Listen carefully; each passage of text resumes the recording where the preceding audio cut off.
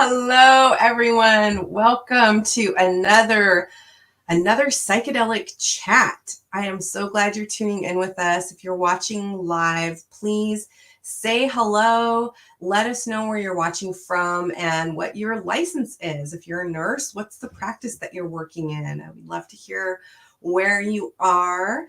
We are here today to talk with Emma Knighton, and I'm going to tell you a little bit more about Emma in just a moment. But just remember, if you're watching this live, make sure that you subscribe and like and share Open Nurses videos with your colleagues and friends. We are really trying to forward the conversation around psychedelic nursing. In fact, your psychedelic nurse, Open Nurses Leadership Circle just had an opportunity to participate in a small retreat in person, which was unbelievable. We haven't seen each other in person for quite a while, so it was a real treat to see Wendy and Liz and Andrew in real life.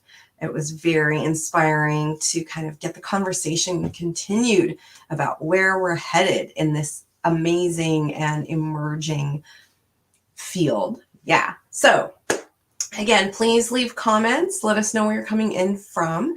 We are also going to create time at the end of our conversation for questions. So feel free to drop those into the comments and we will do our best to address them at the end of our conversation. So now let me please welcome Emma Knighton. Let me tell you a little bit about Emma. Emma's pronouns are she and they. Emma is a white, queer, able-bodied femme. She is a somatic trauma therapist, a psychedelic integration therapist, and an embodied organizer.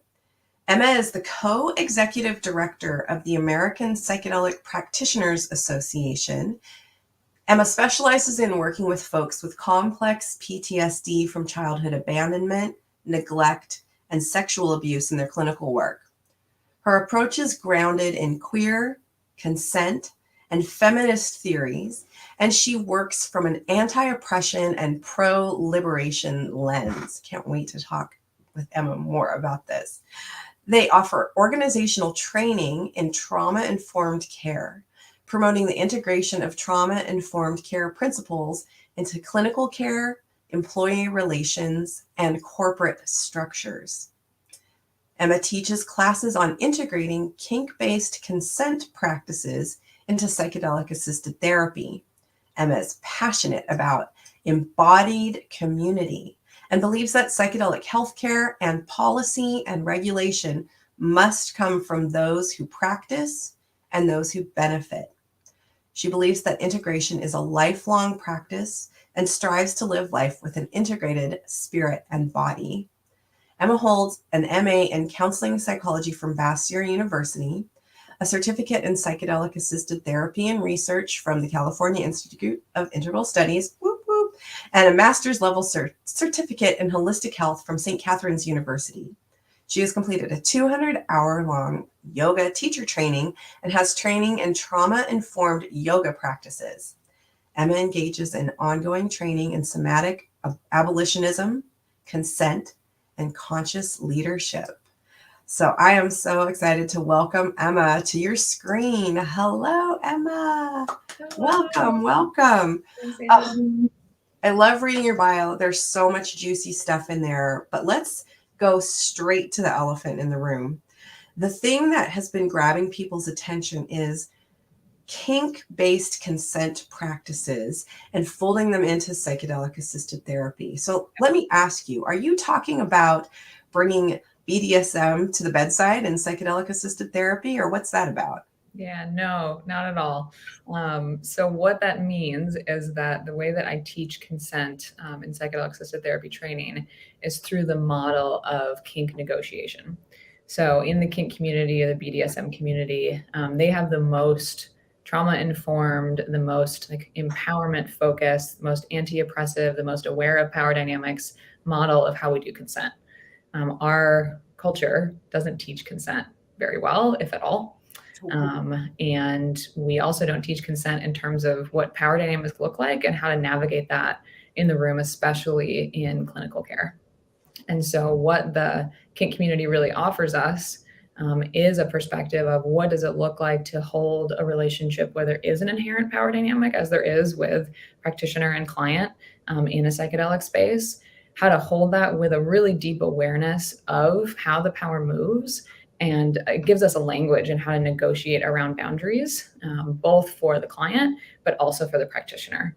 So when we look at like, okay, what are the power dynamics here and how do we flatten this as much as we possibly can? It means acknowledging the humanity of the therapist, honoring the boundaries that come up with that.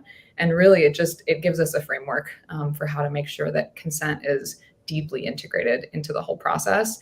It has nothing to do with any kind of like kink or BDSM practices in terms of sex or sexual relationships. That's not integrated at all. We could talk about that. Some people do that, but that's not what I teach by any means. That's really helpful to understand that. You actually said quite a bit and just a little bit there around how the kink community has really excelled in having conversations that are trauma-informed and really, you said, flattening the power dynamic. Mm-hmm. So this feels like a really timely topic. Could you say a little bit more about what that would mean in relationship to a psychedelic-assisted therapy session or working with people in expanded states of consciousness? Yeah, absolutely. So I'm just going to kind of pull up the handout that I use in my trainings in my head because there's a bunch of different things that I talk about and teach people of what needs to be addressed in preparation sessions in order to have like a fully trauma-informed consent protocol and relationship before heading into medicine sessions. Some of the things that looks like is talking about just the reality of the power dynamic present in the relationship and doing what is called a social positioning assessment. And so looking at how structures of privilege and marginalization flow between the client and practitioner. So for example, I'm queer if I'm in a relationship with a practitioner who is cis or heteronormative, functions within cis heteronormative structures, there's going to be a power differential there because that is, for me, an identity that is marginalized. And so we need to have a conversation about what does it look like to have that power differential in the room. So things like race, gender, sexual orientation, socioeconomic status, immigration status, body size, et cetera, ableism. So that's one way that it looks. And being able to like bring that conversation actually into the room between the practitioner. I'm a therapist. I know not all practitioners are therapists. To be able to bring it into the room with a practitioner and the client is really important. And then an additional piece, we talk about touch, which is, a very important topic in psychedelic-assisted therapy and something that is a very hot topic right now. And there's a lot of light being shown on the shadow of that in our space. And what the kink community teaches us is how to address touch in a way that is really trauma-informed. So I teach people about doing trigger assessments specifically around touch and teaching people how to negotiate boundaries. So there's things called soft and hard boundaries. Hard boundaries are absolute no's, and soft boundaries are things where there's room for negotiation. And, what does it look like to practice having that kind of conversation with a client, ensuring that clients have a no, have a yes, are able to say yes and no, and doing practice of touch. If it is a soft boundary, meaning that if the client has said, yes, this is something that is accessible for my body, and we are both agreeing that this might be something that is wanted in a psychedelic therapy session, of practicing that ahead of time. Practicing accepting touch. So I use handholds, practicing saying no to touch, practicing yes and then saying no, right? And going through all these things so that people's bodies can have that lived experience without medicine on board. And that's something that from my training comes directly from the kink community in terms of practicing ahead of time and making sure that there's comfortability and an embodied experience before we bring in something that is going to heighten vulnerability and suggestibility. That's so crucial. Yeah, I'm really glad to hear about this practice of touch ahead of time with people. Tell me what happens in a session if you've practiced consensual touch ahead of time. And let's say during the session, someone requests more or different touch that hadn't been agreed upon. What happens in that situation? Yeah. So you're saying, like, say we've practiced like this, And then they're saying, can you, I want a hug. or can you give me a hug or Yeah. something like that? Okay. Make sure I'm getting your question right. Yeah. And so that's part of the negotiation process, right? Of like what the soft boundaries are. And a really important piece of that starts from saying, okay, where are the hard boundaries? Are any of these things that in prep session we said are absolutely not okay? If that's the case, we don't do it. So if I said in the prep session, a hug is like a hard boundary, no, and then suddenly I want it. Suddenly you want it. So what we do in that is the way that I navigate it, and this comes from a parts work perspective, is really engaging with like, tell me about the part of you that wants a hug. Let's talk about how it feels that this was a hard boundary previously, and now this is coming up for you. Like, what's it like to have this desire present? And doing a lot of process work around it in that way, still respecting the hard boundaries that were set by the parts of the client that were present during the prep session. Because those parts likely are going to come back online after medicine is moved through the system. And so we need to make sure that we're looking at it from a full system perspective. And if that means then, during integration, we're going to talk about it of like, okay, this is something that came up. Do we want to renegotiate those hard boundaries so that, if we're going to do a next session, maybe a hug is available based off of that work that we've done with the part that may have come up during the meta session that said, I would like to be, more intimate in this way. And if it's a soft boundary, if it's a soft boundary, similar process, but more of an openness of this, okay, maybe we could do this. And it also depends on so if I'm the practitioner, what my boundaries are. So this is a piece of what I talked about of like really honoring the boundaries of both therapist, both practitioner and client. If my body is comfortable with hugging a client, I'm first going to go through the process of what kind of hug is okay for me, right? Does there need to be some kind of pillow in between our bodies? Is it a side hug? Is it like, what does that look like? And then just talking through it with the client and getting to the point of understanding of like, what is the need coming out here? And this can happen quickly. Sometimes it's longer.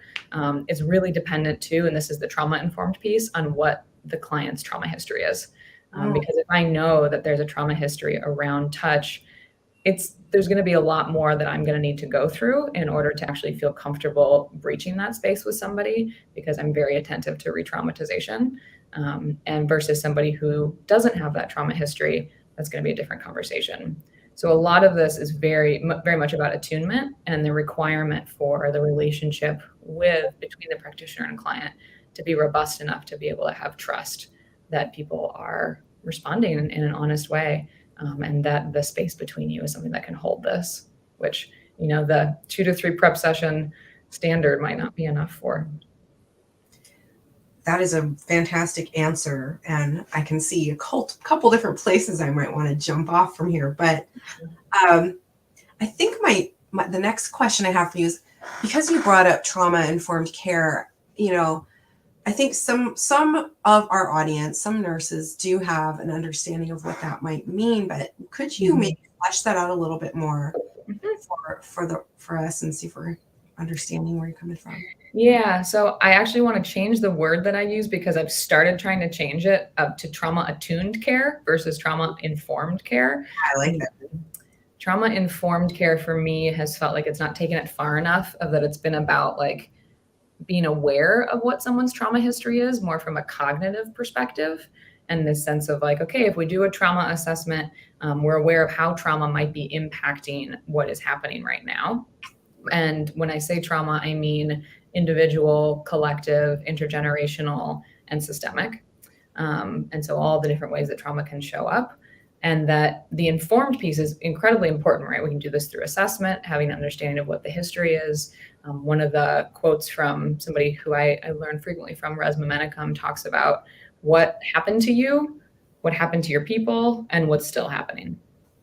And so looking at those different layers of it and understanding how those forces impact the client in the moment and the relationship as well, and how that client moves in the different systems that they're in, and how that all influences what's going on in the relationship and what's going on in the client's system and what they're showing up with. To take that a step further, trauma-attuned care means that we are actively attuning consistently to the client system and to how the trauma is moving through the system and in our relationship. We have to go a step beyond just like a cognitive understanding of I work with a lot of sexual assault survivors. So like, oh, like you experienced sexual assault, so this is going to show up in this way, and it's kind of clinical, right? Versus an attuned perspective would be, how is the nervous system of my client resonating with my nervous system right now based off of this EMDR session we're doing, right? It's very much more about in the moment connection, and really being aware of how we need to actually function like second to second, and how we can use that like relationship piece between us to both elicit and process trauma as it comes up in the therapy sessions. I like this because it kind of shifts. Like when I think of trauma-informed, it means that I'm supposed to learn about how you might be traumatized and kind of in my head have the checkbox of what trauma might show up for you. So I'm paying attention to how you fit my checklist, or your symptoms might match, whatever. But this sounds much more relational. And for people who are working with complex PTSD, I work with people in that arena too. It all is about relationship. And the attuned part just sounds so co-regulated and doesn't just pathologize the client. It's really like collaborative, it sounds like. Yeah, absolutely. And it's something that so much of my work it's tough to talk about in these contexts because it's so nuanced. It's just like in the moment, we're attuning to what's happening and we're going with it. And the relationship building is like so central to all of it. One way I like to talk about it is it's like we're breathing life into it, right? It's not just this, like you said, it's not the checklist of like, did we go through the trauma things, right? It's like, what is the embodiment of someone's trauma in the moment? How is my nervous system relating to them? How is my trauma history influenced the way that like our bodies relate to each other? How do I have to do my own work to attune to myself, to notice like what of my stuff is coming up in relationship to their stuff? How might I project that onto them, right? And that all being in the space of recognizing that the relationship is where that healing happens. And so all of that has to be in awareness in order for us to work with it in a way that's beneficial and safe for our clients. Yeah, that's beautiful. That's beautiful.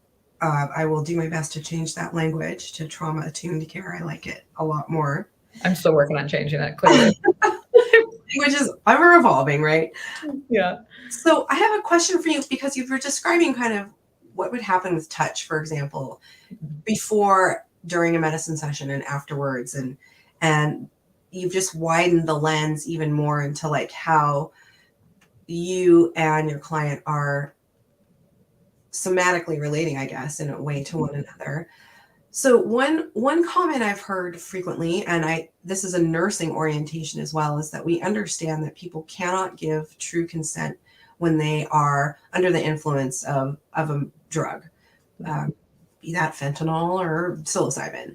Yep. How do you navigate these spaces with someone if they are, under an influence, and yet perhaps they're also coming from that complex PTSD orientation where you talked about the parts coming up, but would there ever be a time that you would then give the touch they're requesting for or cross that boundary in that place? Cross the hard boundary? I don't know. I guess it sounds like you're saying hard, absolutely not. Soft, you'd explore.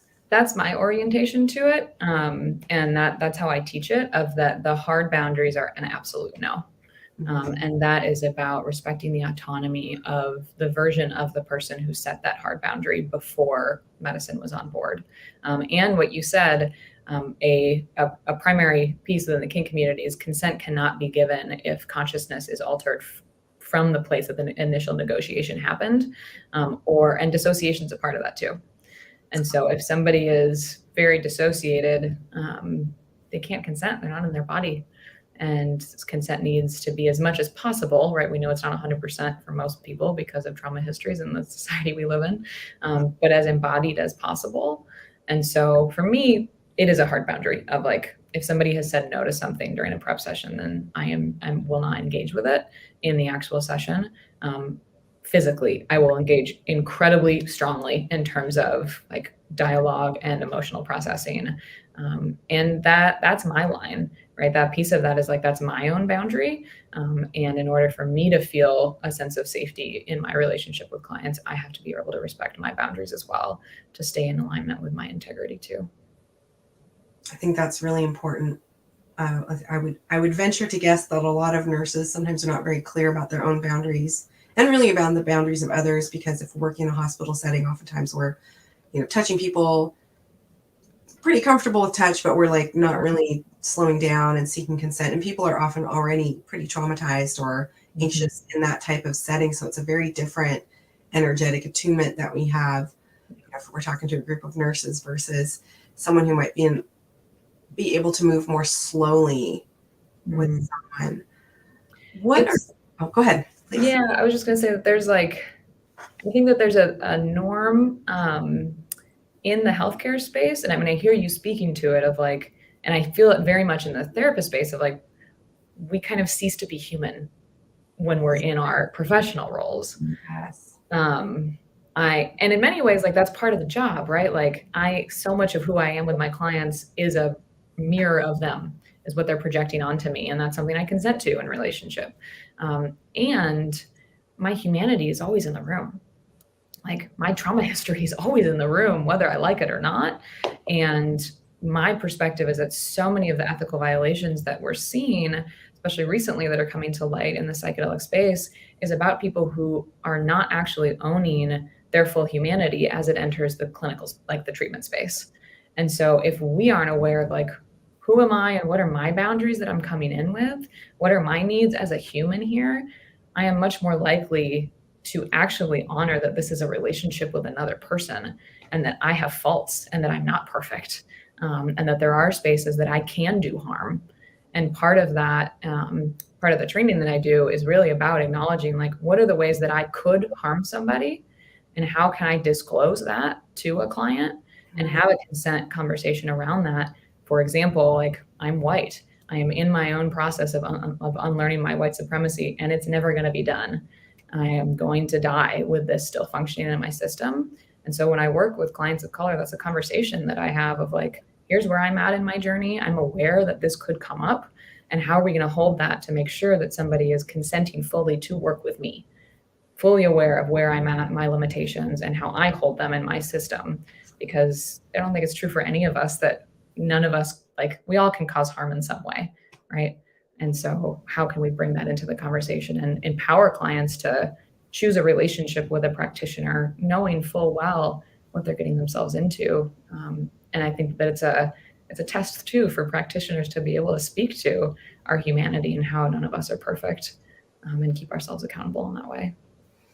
That was a lot, but no, so good. My brain is just chewing on so many pieces of it. And a question that I have, let me see if I can figure out how I want to say this.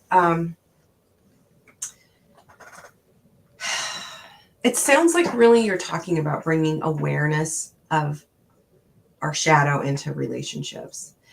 And I would agree with you that a lot of the current psychedelic harms that are coming out and being exposed is really from places where there wasn't any awareness of these dynamics going on.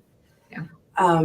And yet I've had someone just today tell me that, well, if we're talking about kink-based consent practices, how are we not enabling predators, or how are we not enabling coercion? And I want to speak to that, because it doesn't seem. Yeah, I need to sit with that for a second to understand more of what that question was. So, okay, I'm going to answer this really directly because this is my MO. I'm super transparent in all my spaces. Of that, to me, that perspective is actually one that comes from kink negativity, and some sex negativity, and a lack of understanding of what kink culture is. And that's because our society has not educated people. It's not any one person's fault, but it's that our society is inherently sex negative. It's inherently kink shaming. And most of us are not raised with an education, a proper education to be in relationship to our sexuality in a way that is empowering and embodied. And everyone gets to relate to that in a different way. And there's a part of the spectrum of ways to have a body, is how I think about it, that is called kink. And there is different power dynamics that come into it, but it's actually like the kink community is the most consent focused community of any community I have had any interaction with in my life. Yes, bad actors get in. They get in everywhere. And at least in my experience and from the training that I have gone through and the communities that I'm in, it is the most robust consent orientation, and has had the most attendance to power dynamics. So things like coercion or things like power abuse are not happening and are preemptively looked at and planned for, because a lot of kink is about power play. And so if we want to go into some kind of like, BDSM, that whole spectrum space, in order to consent to a power differential in that way, the power dynamic has to be deeply talked about and deeply assessed through. Otherwise, it's not going to be safe for people. Yeah. So how do you bring that power dynamic conversation to a client that you're sitting with? So I understood that you have your identifications that you can speak to. Yeah. Yet I can imagine some people arriving for whatever psychedelics you're working with, they go up and they were like, I just want to have this experience with this psychedelic, and maybe don't even have a connection to their body, especially with some trauma history, right? They've got an experience of disassociating. How do you work with them to start even knowing where their no is or where their yes is? Yeah. I love this question, Angela, because there's like a specific practice that I teach people for this. It's called an embodied consent practice. And so it's basically a way to assess how does yes and no live in people's bodies, and what it is. I can show it to you super fast. It's like, bring it. I'm sure everyone will know.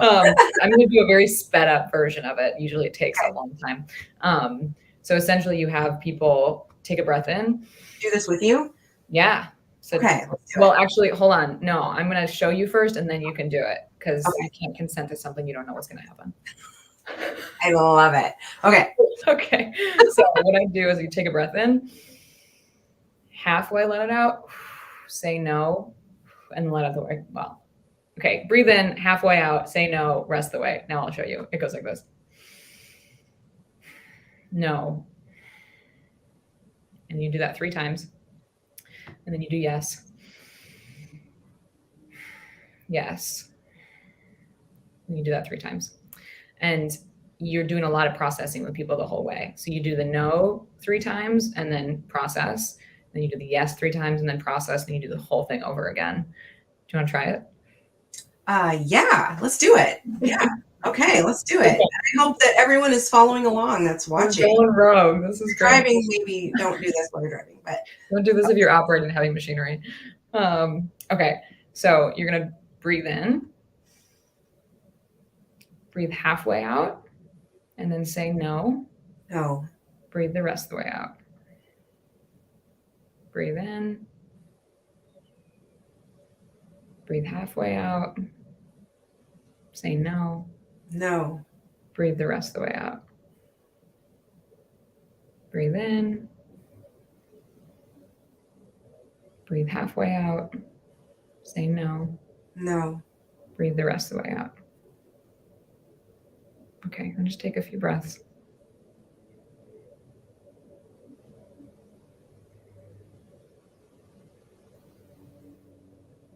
Yeah, you can shake your hands out, let it out your mouth if that feels good.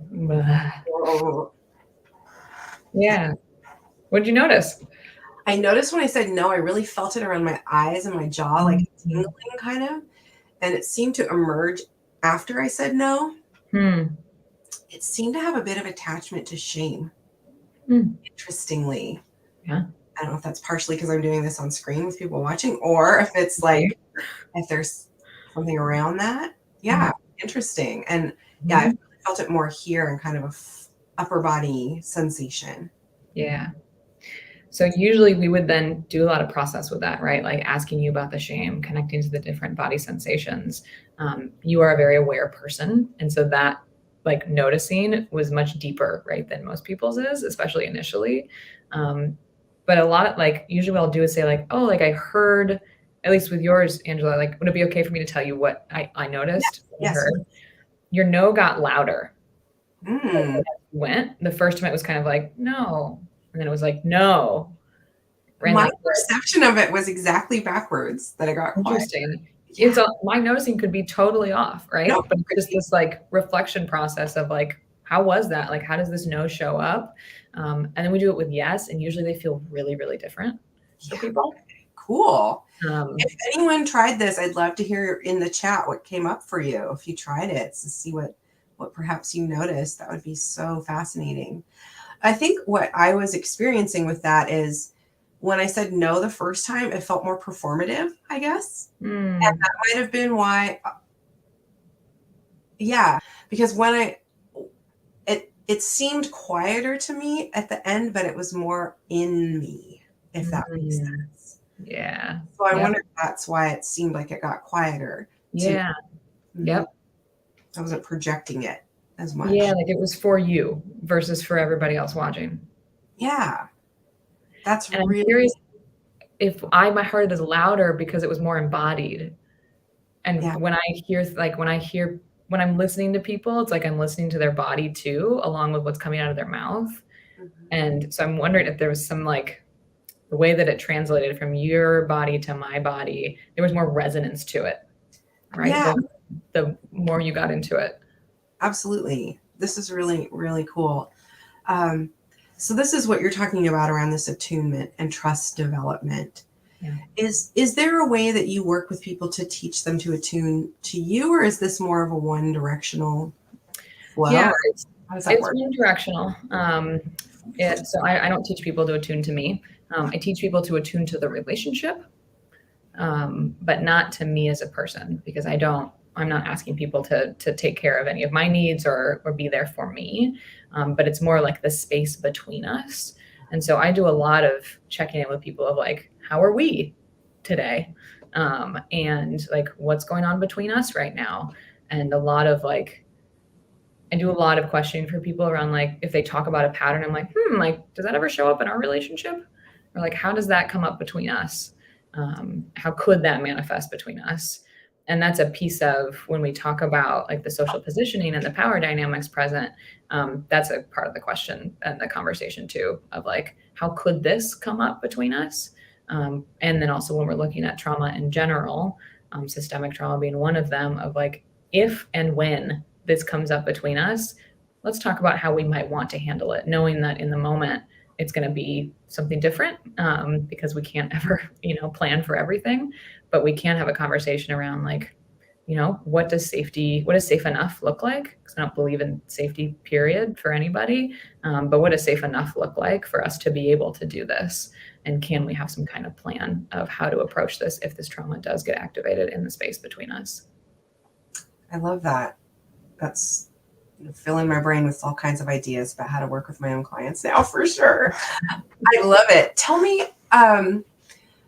you mentioned in your bio that, you're not only looking at this for relational work with your own clients one-on-one, but you also mentioned clinical care and employee relations and corporate structures. Yep. Where is this folding in for your psychedelic practice? What's your vision with that? Yeah. So in terms of organizational support, it's really looking at like the fact that all of us are humans, and trauma-informed care is not just for clinical relationships.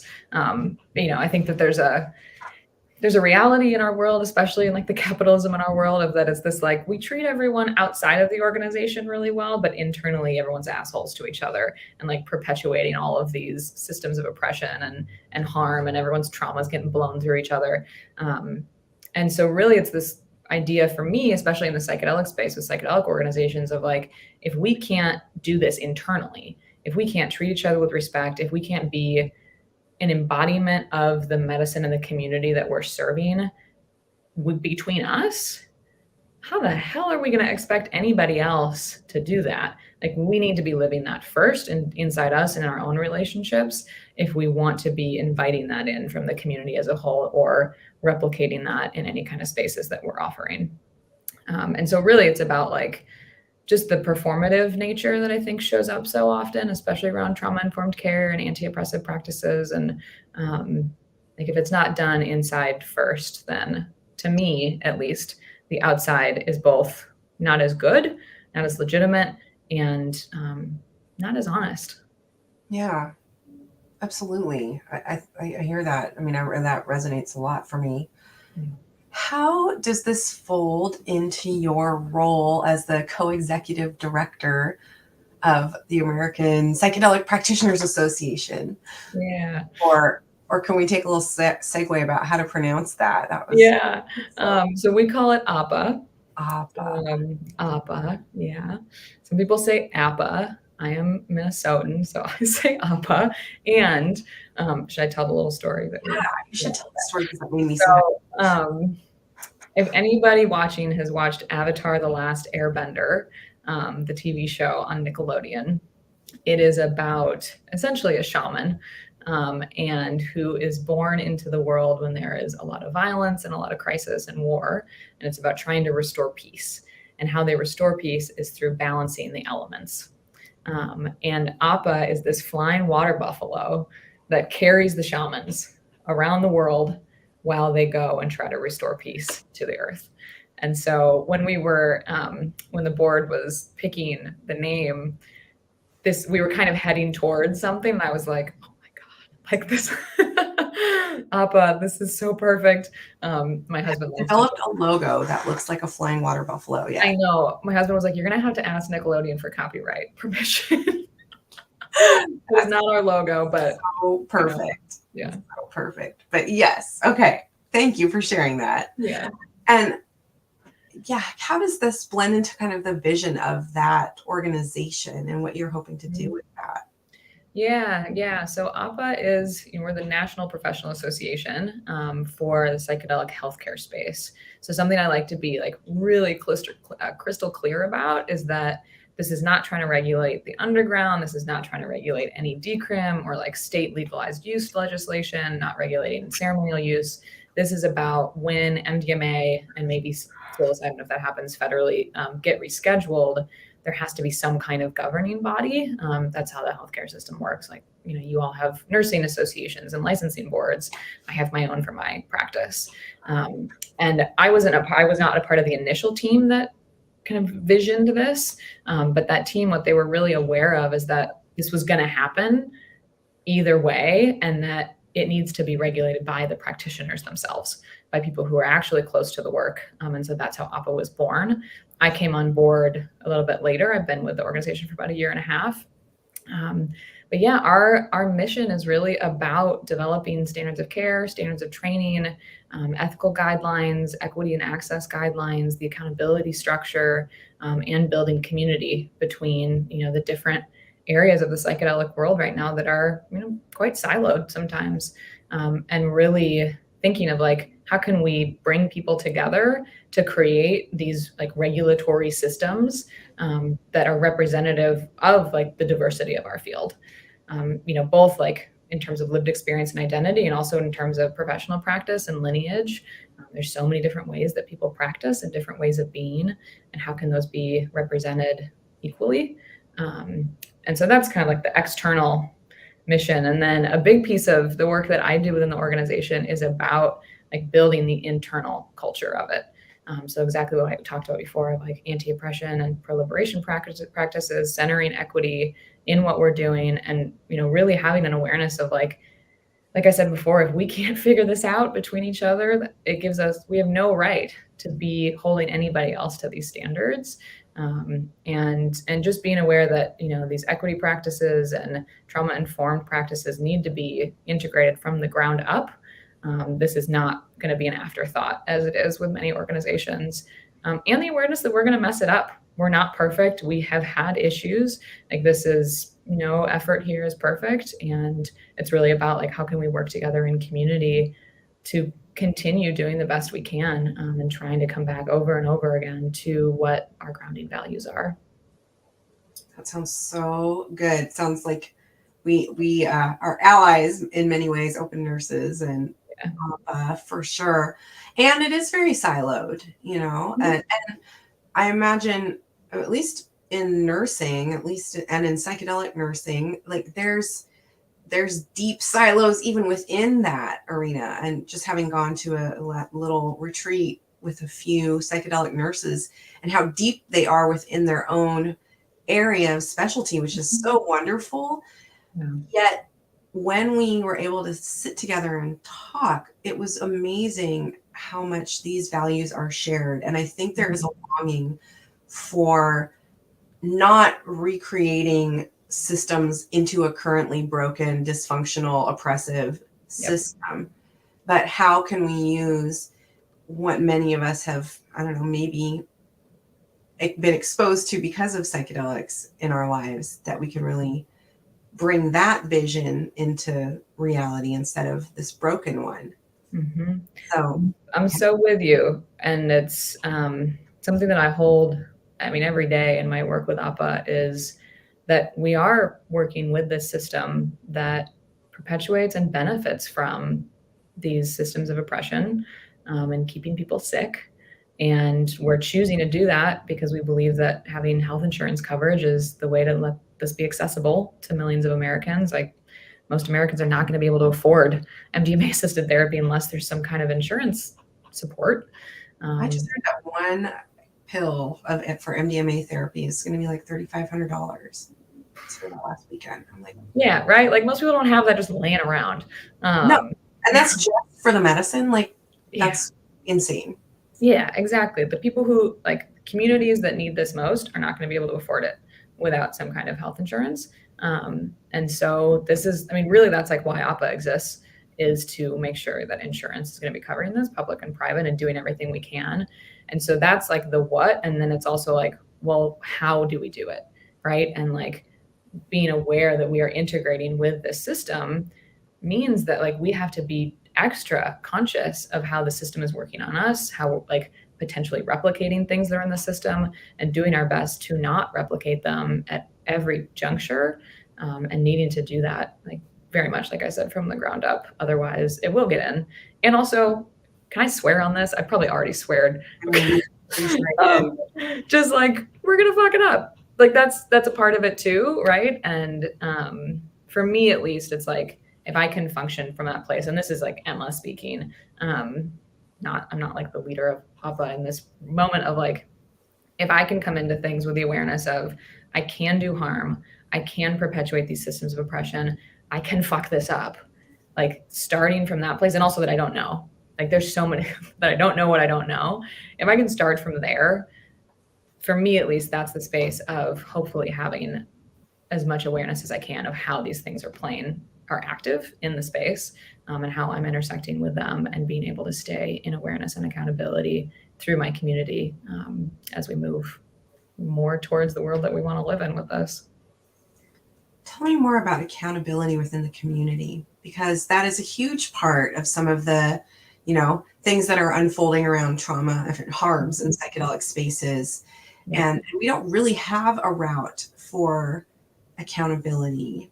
I know you're talking, for APA in that professional practitioner sense, but I'd love to hear from both Emmas, if you could speak to that, what your thoughts are. Yeah.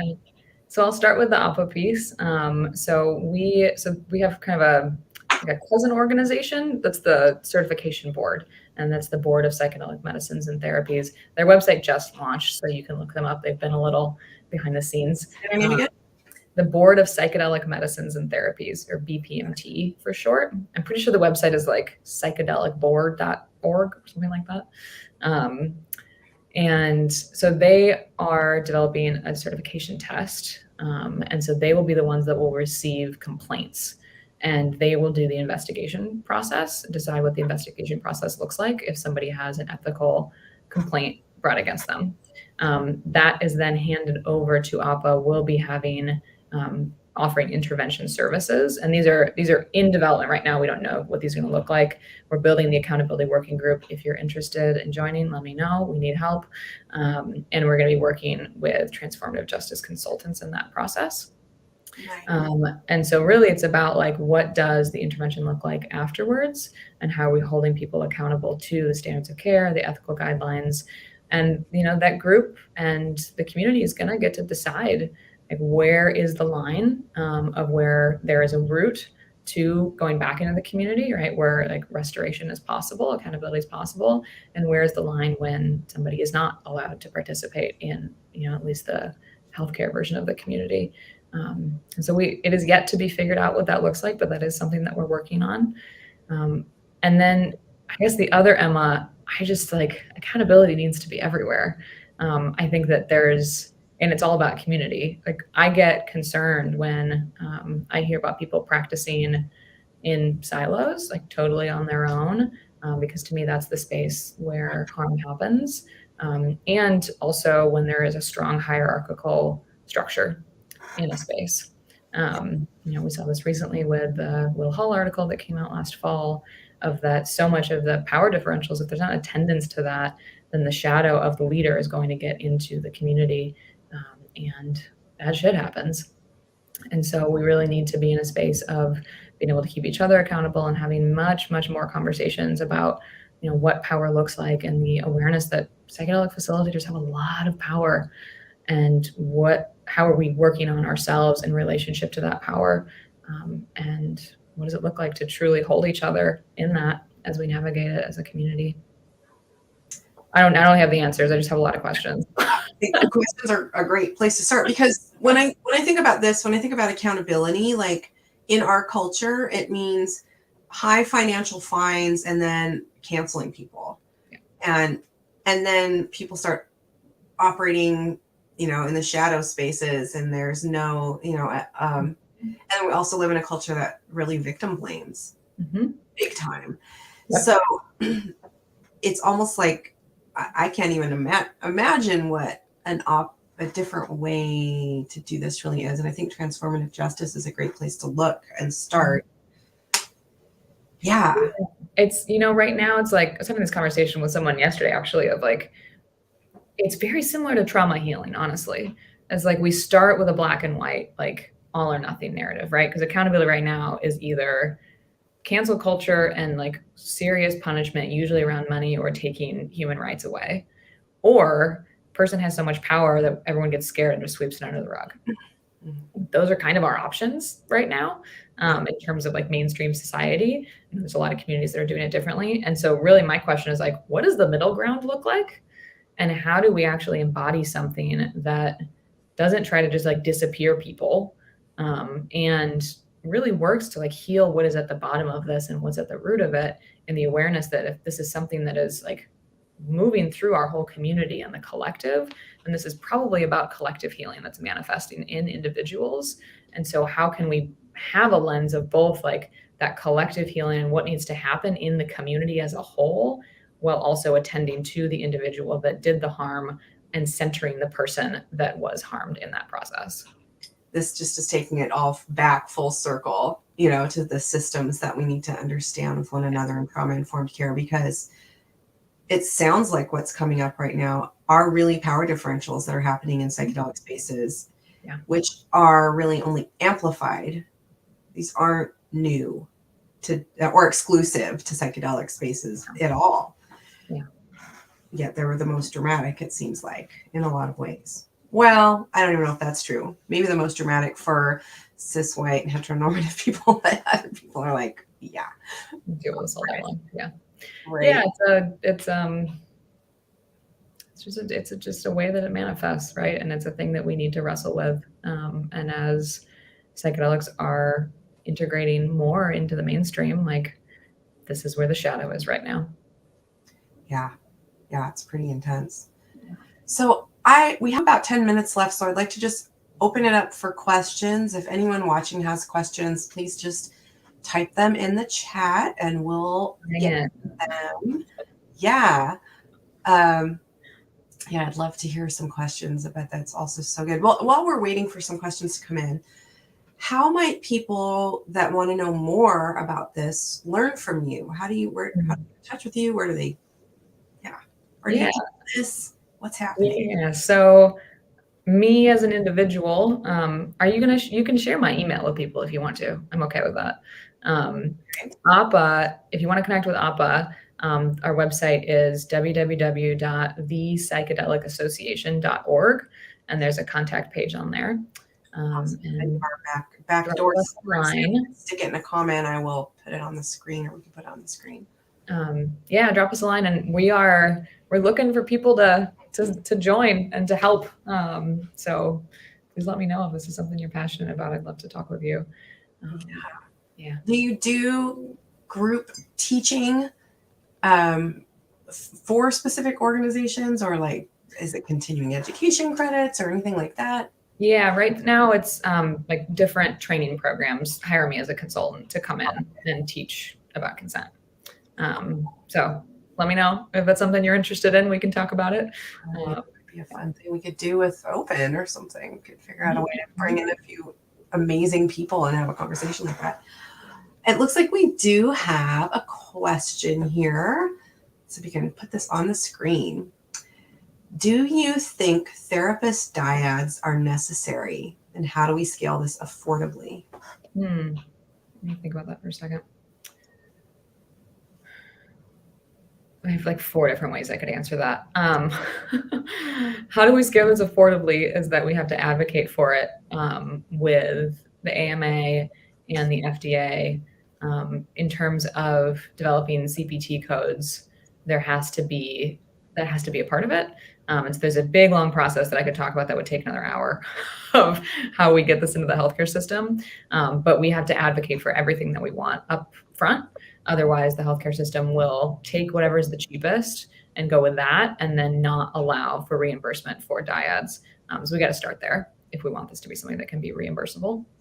I don't have like a black and white yes or no in terms of if therapist dyads are necessary. I think that in most situations, well, I guess what medicine are we talking about is a piece of it. But I think a way that having dyads is a way to have accountability. I'm going to speak as Emma right now, not as APA co-ED of that. I think that therapist dyads need to not be married couples, especially in the healthcare system. I think that there's because of the financial responsibility, there is an added layer of incentive to not report if something negative is happening. And we, saw this with what happened with MAPS Canada and the Jensens. And so I think that's a piece of it. I know that there's some fantastic therapist dyads that are married, like Michael and Annie Mithofer trained me. Yeah, I love them. Yeah, like there's many people that do it really well, and it's something that I think opens space for some sketchiness in terms of ethical things. Absolutely. What do you think about the requirement for male-female dyads? No. I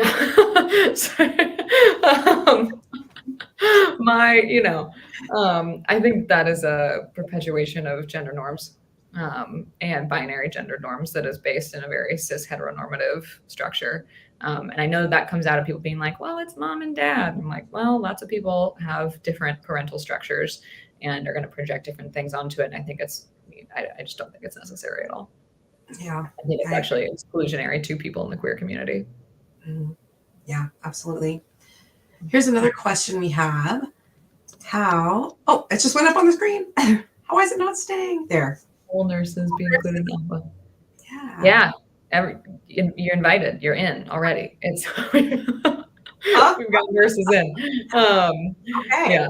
So what do you want us to do? We're allowed rowdy. We need you. Help inform us. We want the nurse perspective. This is part of our mission is really having representation in our working groups on our board from as many of the different disciplines and identities and lineages as possible. We want to create a big tent. And we think that, what's going to come out of APA in terms of standards and guidelines is going to be better if there is as much diversity as possible. And so please join and let me know if you want to participate in building the foundational stuff. It'd be great. Awesome. Yeah. Here's another question for you. If you could go back and give your younger self a bit of advice, what would it be? And it doesn't have to be psychedelic related if you don't want it to, but that's always fun. Let me just connect to my younger self for a moment. I would tell her to slow down and I am an overfunctioner. I will just like come right out and say that. So I would tell her to slow down and to know that that her needs matter, and that having my needs met will actually allow for me to show up in a way that I can be proud of more, versus like the overfunctioning patterns that I can sometimes fall into because of my own trauma history, that then, like actually perpetuates me showing up in a way that I'm not as proud of because I'm under resourced. So slow down, prioritize my needs. And there was one other thing in there. Hold on, let me see if I can get it. Yeah, just that like I don't I would just tell her that she's good enough and give her a really big hug. That's what I would do. I think that sounds beautiful. Yeah. Here's a couple more little ones. I just wanted to show this real quick for those of you that are looking for APA's website, the psychedelic-association.org. Oh, there we go. So we can put that on there. And here's another question that can stretch your brain about: how do you envision nurses, since it's our audience, in the future of psychedelic therapy and research? I mean, like integrated everywhere, I would hope. Sir Emma, nice job. Yeah, I mean, it's like I don't. Yeah, just everywhere. Like that's. I would, and my hope would be that. I feel. I mean, if you've listened thus far, you probably can tell I'm pretty passionate about power dynamics. And I just would really like to see some flattening of the power dynamic between doctors and nurses.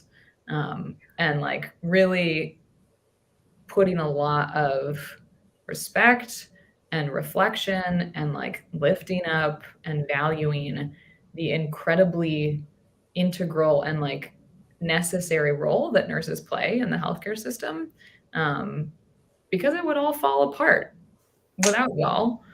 And I just think that like translates beautifully into the psychedelic space. And I think that y'all like are incredible space holders. So why shouldn't we learn from you? Oh my gosh. Thank you. I did not tell Emma to say that, by the way, everybody. That was genuine Emma talking. Or maybe Alpha. I wanted to share this. Thank you. I wanted to share this other quote just from someone that watched today. Thank you for a wonderful presentation, and thank you for the great explanation of kink-based consent. I had no knowledge before today. Having the hard and soft stops will be really helpful, and I can't wait to learn more. Oh, yeah. Awesome. Thank you so much. If there's any final questions, throw them out there. We have a minute or two, but I think, Emma, I could talk with you all day. I love bringing in these perspectives into psychedelic work. I think we really are living in a time that seems like it's wanting to push psychedelics into the capitalist medical model. And I don't think that's where any of us really came into psychedelics from. Maybe in this remaining few moments, if you're open to it, could you share what brought you to this work? Yeah. Oh, I'd love to. Whatever feels safe, but yeah, totally. So I like to say this as kind of a joke, but it's also real. Of that I was just like raised by a bunch of witches. My mom, if you're watching, hey, and my grandmother were just like incredibly validating of a lot of the spiritual experiences that I was having as a child. And so for me, my psychedelic practice is actually really about just remembering what I knew when I was a kid. I was just like a little child running around in the woods talking to trees and fairies most of the time. That's what I wanted to be doing. And I just had an awareness of like all of the intersections of life and the different ways of being conscious, and how like all of that was connected. And I'm very connected to my Druid lineage in my ancestry. I'm really Irish, and that like reclaiming and re-understanding has been huge for me in my healing, in many different ways, particularly from my personal trauma history and also from my internalization of white supremacy, and what white supremacy did to like the Irish, in them becoming white, and what we lost there's been a lot of grief for me around that process, and ownership. And it's really helped me get back in touch with that. So psychedelics is just like very integrated for me in that way. They help me remember, they help me unlearn everything that, society taught me as I became an adult. And yeah, I think that's probably the best way to put it. That's awesome. I love it. Who's your ally? Who's your medicine ally? It changes. It changes. Right now, it is psilocybin. It is my biggest ally, and a big piece of that is about my reclaiming of druidry. That they use psilocybin in Ireland as a part of the spiritual practice. So awesome. Yes. It's fun. Once you start seeing those little mushrooms popping up everywhere. I'm like, oh, I was talking to these fairies when I was a kid. All right. And they transport you. What's happening? So good. So good. Well, thank you so much for joining us today, Emma. We shared the website. Let us know where you'd like us to share the email. We could probably add that to a newsletter and let people know. Yeah. And thank you so much for furthering the conversation around consent and all of that. It's so important these days. So yeah, thank you so much for having me. It's been such a pleasure. Angela, you're the best. Hello, everyone. Thank you for tuning in. And we'll see you next month for our next awesome person. Thank you, guys. Bye.